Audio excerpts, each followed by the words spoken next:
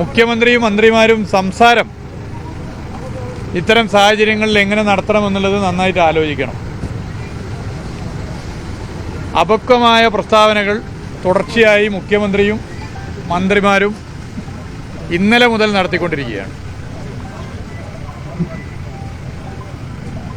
ഒരു മന്ത്രി ഇത് മനുഷ്യനിർമ്മിത ദുരന്തമാണെന്ന് പറയുന്നു.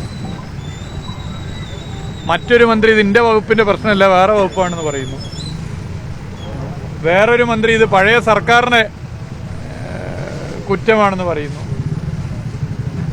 മുഖ്യമന്ത്രി ഇത് കരാറുകാരാണ് ഇതിൻ്റെ എല്ലാം കാരണം എന്ന് പറയുന്നു.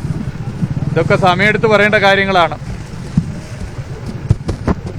മണ്ണ് എടുത്തു മാറ്റാൻ കരാറുകാരോട് പറഞ്ഞിട്ട് കരാറുകാർ ചെയ്തില്ല എന്ന വിഷമത്തിലാണ് മുഖ്യമന്ത്രി. ആ പരാതിയാണ് മുഖ്യമന്ത്രി പറഞ്ഞുകൊണ്ടിരിക്കുന്നത്. ഓരോ പൗരനും വിഷമം പറയാനുള്ള അല്ലെങ്കിൽ പരാതി പറയാനുള്ള, ആ പരാതി കേൾക്കാനുള്ള ഒക്കെ ഉള്ള മനുഷ്യനാണ് മുഖ്യമന്ത്രി കസേരയിരിക്കുന്നയാൾ. അപ്പോൾ പരാതി പറയാൻ വേണ്ടി പോകുന്നവരുടെ മുമ്പിൽ അതിലും വലിയ പരാതിയാണ് മുഖ്യമന്ത്രി പറയുന്നത്. മുഖ്യമന്ത്രി ഇപ്പോൾ ഏറ്റവും വലിയ പരാതിക്കാരനാവുകയാണ്. മണ്ണ് എടുത്തു മാറ്റാൻ വേണ്ടി പറഞ്ഞ് മണ്ണെടുത്ത് മാറ്റിയിട്ടില്ലെങ്കിൽ അത് മാറ്റിക്കാൻ ഒരു സർക്കാരിന് സാധിക്കില്ലേ? ഡിസാസ്റ്റർ മാനേജ്മെൻറ്റ് ആക്ട് പ്രകാരം തന്നെ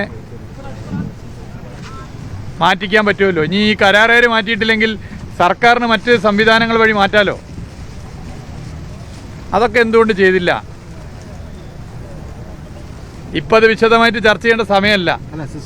അതെ, ഒരു സംശയം വേണ്ടതില്ല. മനുഷ്യനിർമ്മിതം എന്ന് ഒരു മന്ത്രി തന്നെ പറയുകയാണ്. ഏത് മനുഷ്യക്കാരനാ? കരാറുകാരനാണോ? ആ കരാറുകാരെ നിയന്ത്രിക്കേണ്ട ഉദ്യോഗസ്ഥരെന്ന മനുഷ്യരാണോ? ആ ഉദ്യോഗസ്ഥരെ ചലിപ്പിക്കേണ്ട മുഖ്യമന്ത്രിയും മന്ത്രിമാരും അടങ്ങിയ മനുഷ്യന്മാരാണോ?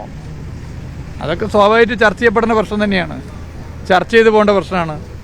അതുകൊണ്ട് സംസാരിക്കുമ്പോൾ ഇത്തരം ഘട്ടങ്ങളിൽ പക്വതയോടുകൂടി സംസാരിക്കാൻ മുഖ്യമന്ത്രിയും മന്ത്രിമാരും തയ്യാറാകണം.